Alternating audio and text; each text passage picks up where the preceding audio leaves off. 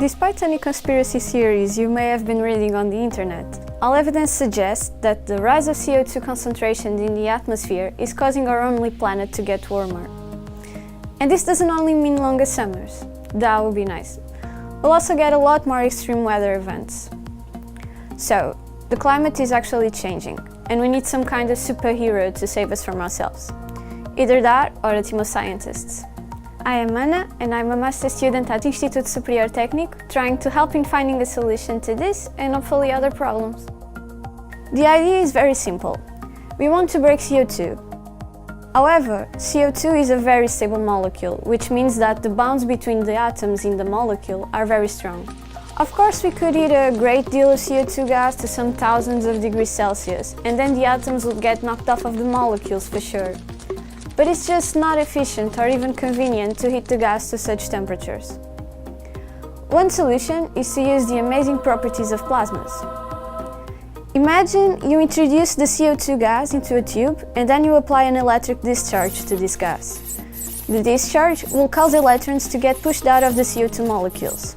So, we've created a plasma, which has a lot of CO2, some ions, and some very energetic electrons traveling through the gas tube.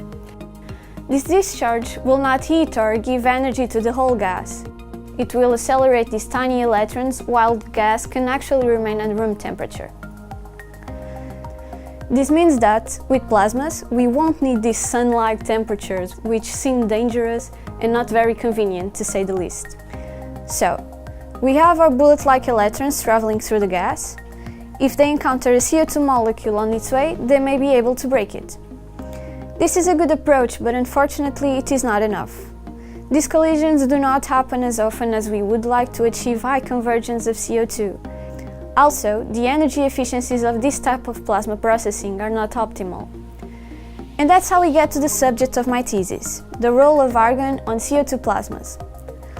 Applied to the case of CO2 breaking, argon plays the role of energy saver.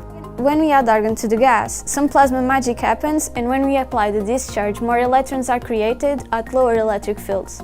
On one hand, more electrons means more bullets to hit our CO2 targets. On the other, lower electric fields means less energy expenditure.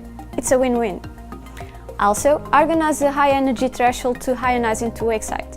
This means that if we heat our electrons at high enough temperatures for them to be able to break CO2, but not so high that they'll react with argon atoms, we'll be successfully breaking CO2 and not wasting much of our precious electron energy on collisions with the extra argon we added. These effects have already been observed in some experiments with CO2 argon, but no one has ever done a systematic study of this mixture. That's what I'm going to do. I'll be simulating the argon-CO2 mixture, and then I'll perform the actual experiments with the CO2 argon plasma. Next, I'll compare the two, and if the simulation works, I can use it to understand how I can optimize the experiment. We can tune some parameters like pressure, electric fields, excitation frequencies, or velocities of the gas to get high conversions of CO2 with energy efficiencies that are suitable for industrial applications, such as processing exhaust gases coming from flue stack or from our cars.